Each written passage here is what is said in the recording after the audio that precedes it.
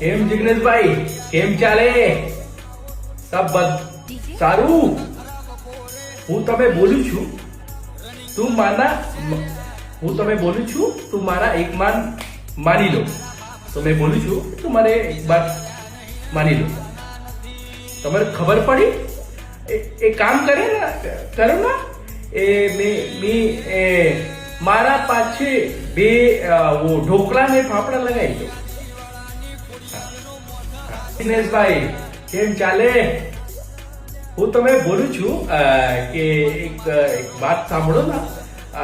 મને કામ કરો, મને તો ઇડલીના બાપડા આપી દો ને, હું ઘરે જઈશ ઓર ખાઈશ. ખબર પડી તને? ખબર પડી? કોઈ વાંધો નહીં. હું છોકરી છે ને, આમાં હું પ્રેમ કરું છું.